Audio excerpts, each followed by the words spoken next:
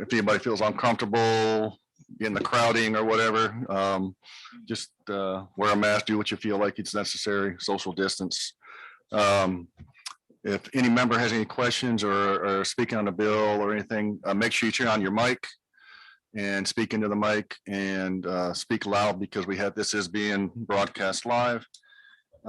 This morning we have 4 items on the agenda. I'll take up the first.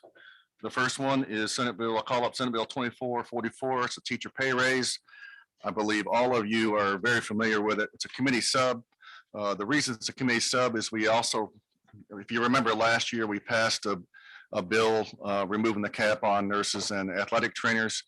It ended up being signed by the governor before the teacher pay raise bill, so that bill never went into effect. So we're bringing it back up this year, inserting in this language. That way we can pass it all in one. If you recall, there's really no extra costs in removing these caps. We fund this in the appropriations bill, and I don't believe we've met the cap on those in the last several years. Having said that, if you look at the 2444, I believe you've all heard about it. This basically is something we've put together after hearing from teachers, from SLRB, the hearing that we all had in September of last year, the listening tour that we took part of around the state. And so we took the input we've heard from SLRB, teachers, and other organizations and come up with this pay raise bill. It's 210 million plus investment over 2 years. After the second year, it will raise the starting salary of a teacher to $40,000. One of the big things that teachers had said to us was, we need some incentive. We feel stagnated, in between the years and so forth. So every 5 years, you will see a big bump, bigger than the normal step increases. But let me go back. Currently, if you're a teacher from 0 to 3 years, you do not have a step increase. And so during the last year or so, when we looked into this issue, we couldn't find a reason why we should keep that. And so we instituted this bill. Has a $500 step increase after the first year, all the way to year 5. At year 5, 10, 15, 20, you have a big bump. If you're an A-rated teacher, it's $1,325. A 2A, it's $1,425, 3A, $1,525, and a 4A, $1,625. At 25, year 25, they have the bonus. That's a $2,500. We kept that in there as well. And so, over the long haul, teachers will see a significant amount of more money over the life of a teacher.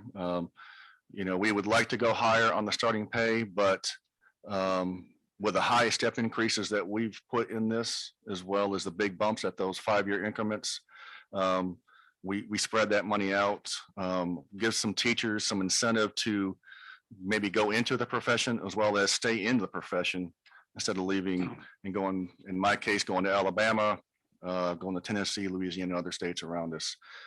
We've had a lot of good feedback, and as you've all heard, I could go on and keep talking about it, but I think we all understand what this bill is. And at this point, I'll stop and I'll yield for any questions if anybody has any. Senator Jordan. Thank you, Mr. Chairman. How would this put us in the southeast area? It'll raise it significantly higher. This is just the base salary. Okay, so when they look at the southeastern average, they add in the local supplements and the board certification raises and so forth. The department is still, I guess, calculating that number, but with this bill, with this pay raise, with this $210 million investment, it will raise the average teacher salary $4,700. For a first year teacher, it's going to increase them from $3,000. But if you're the longer you teach, it's going to be even more than that. So it just depends on the year you're a teacher as far as the average raise for you. So between this bill and the bill we passed last year, that's $5,700 for an average for a teacher. So thank you, Senator Jordan. Senator Wiggins. Thank you, Mr. Chairman. When we were Turn your mic on, Senator Wiggins. we were having hearings, what we heard was the state did really, relatively speaking, well for our most experienced teachers in the lower, and where we were lacking was our, what I would call mid-career teachers. Is this addressing that? Are we, is this a focus? Will this get them to a acceptable level? Well, it'll definitely improve it dramatically. Is it acceptable? We're still working on that. That's a very subjective term, as you know. So, yeah, as you recall from that hearing we had in September, the state's teacher pay was very low in the Southeastern average for our early teachers, mid-level teachers, but very high when it comes to teachers with over 25 to 30 years. And so this addresses that. That's why it's more front-loaded to, the first 20, 25 years. Thank you. Thank you, Senator Wiggins. Do we have any other questions? Okay, you heard the motion by Senator Hobson, title sufficient due pass committee sub. All in favor, say aye. Aye. Opposed? The ayes have it. The next bill we'll call up is Senate Bill 2422. That's teacher procurement cards, the classroom supply fund cards. One of the other issues we heard throughout the listening tour was teachers would like to get their supply cards much earlier than they've been receiving them. And so what this bill does is just changes the deadlines that they have to get they're allowed to get their cards. And so it moves it up from September 1st to July 1st. And that's on line 187 to 188. And so it's really simple. It's all it does. It basically says the department has to get these cards to the districts by August 1st. That way the teachers can have them by September 1st, and extends the deadline that they can actually use the cards to May of the following school year. And so this should just help them spread their dollars out throughout the year and get it tuner when they need it before. So you may have Senator Jordan. Yes, sir. Again, how much are they allowed? Does it vary each school district? How much?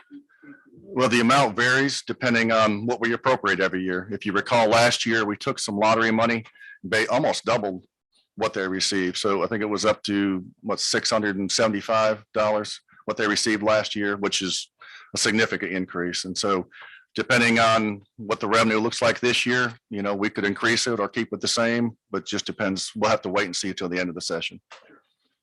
Thank you, Senator Jordan. Any questions by any other member? Do I have a motion by Senator Blunt? Sufficient due pass. Okay, you've heard the motion. All in favor, say aye. Aye. Opposed? The ayes have it.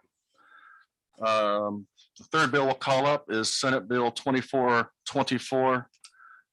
This is another bill that's directed towards what we've heard during our listening sessions this past year.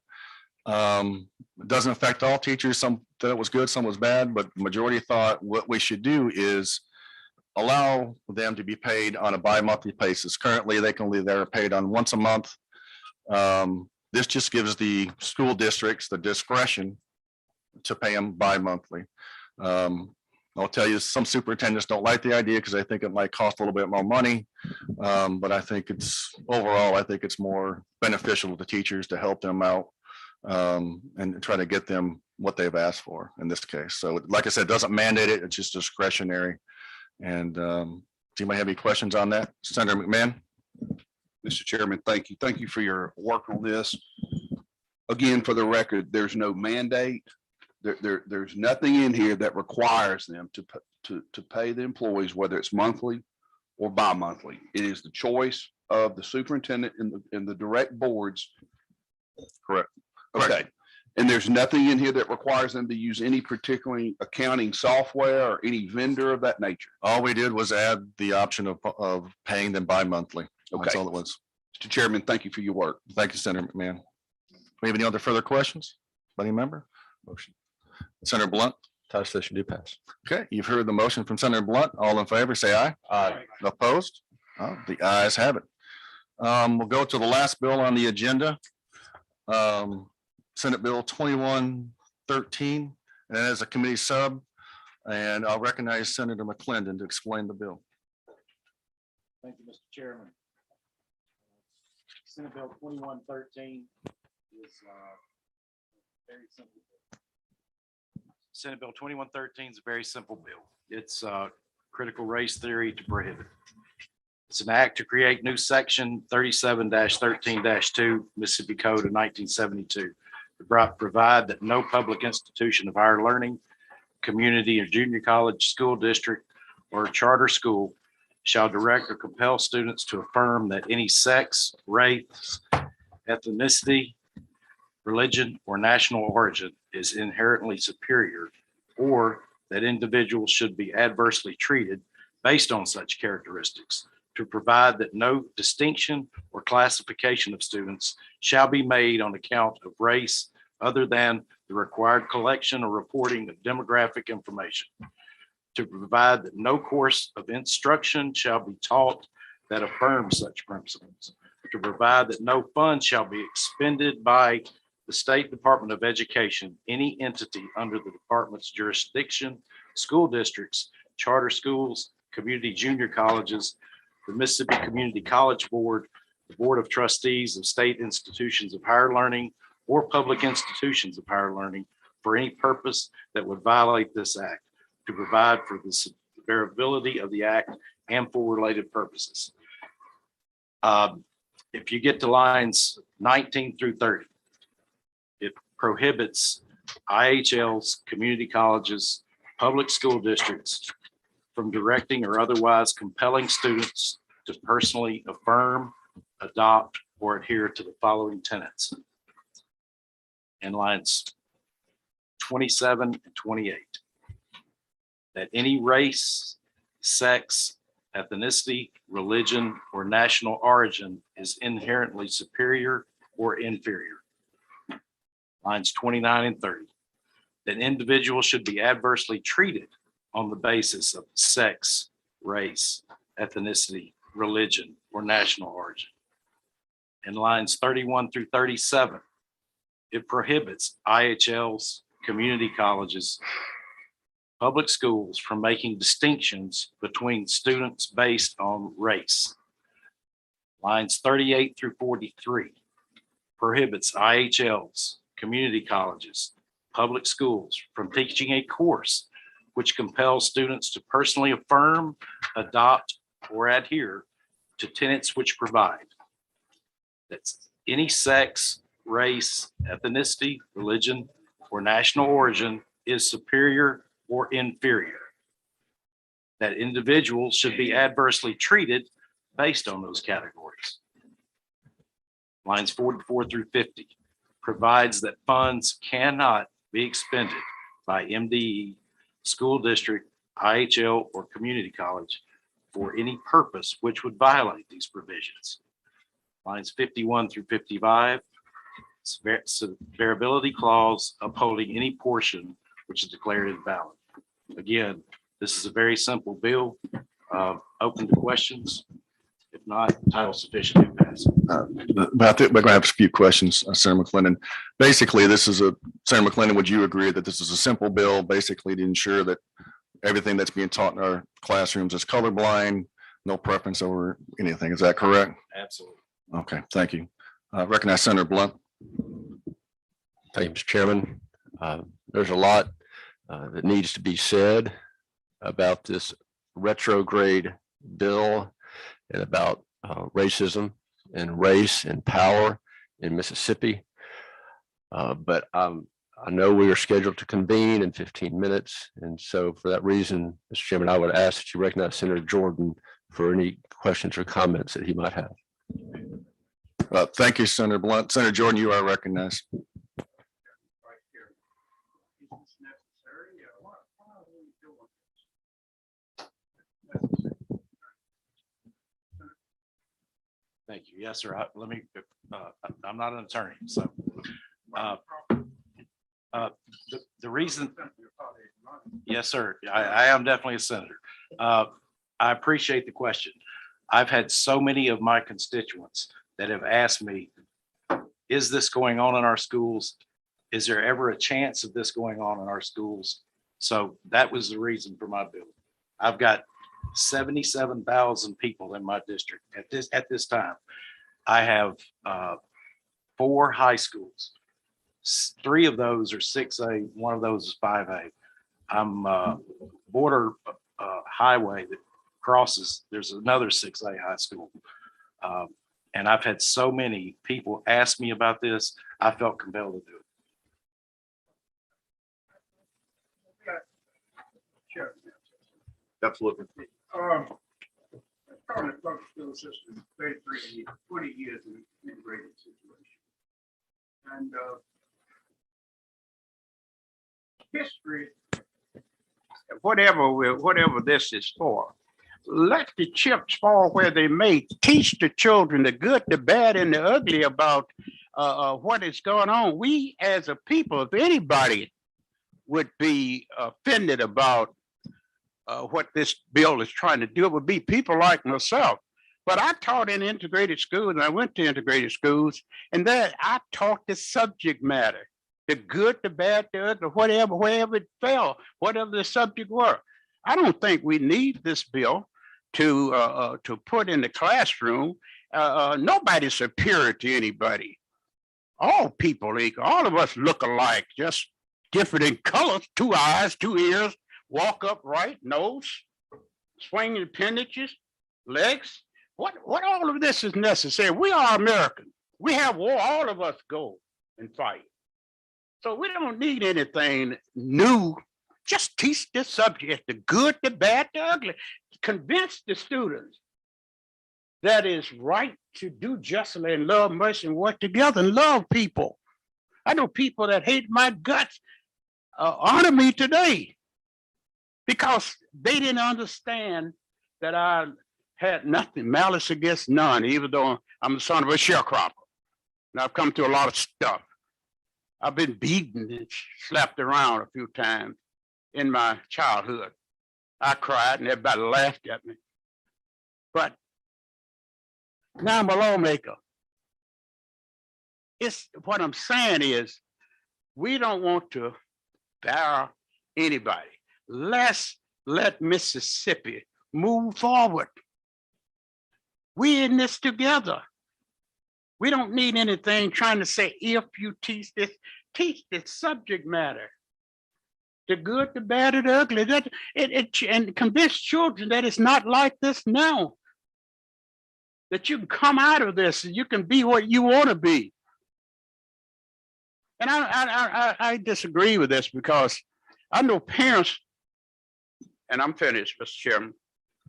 Parents would say to me, David Jordan, I don't like what you stand for, I said, but my children love you because I was teaching them the science that was needed. And they convinced their parents that I wasn't a wolf or wasn't going to hurt anybody.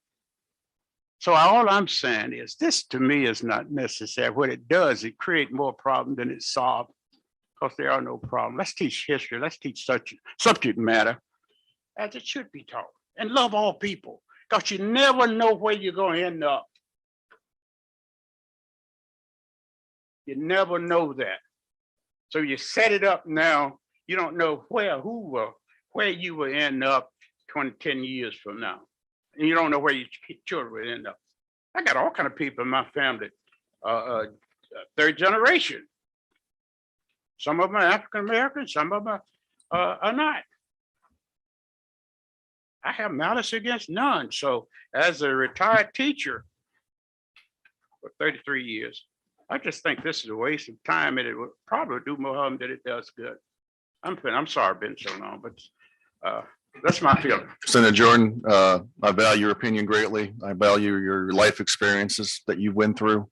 I think we just agree to disagree on this issue. And but I think I do agree with your premise. We all are created equal and we just want kids to be taught, and taught equally. And so we have any more questions for Senator McClendon? All right. Do we hear a motion, Senator McClendon? Committee sub title sufficient to pass. All right. You've heard Senator McClendon, title sufficient do pass, committee sub. All in favor, say aye. Aye. Opposed? No. All right. The ayes have it. Do I hear a motion from Senator? Rise and report.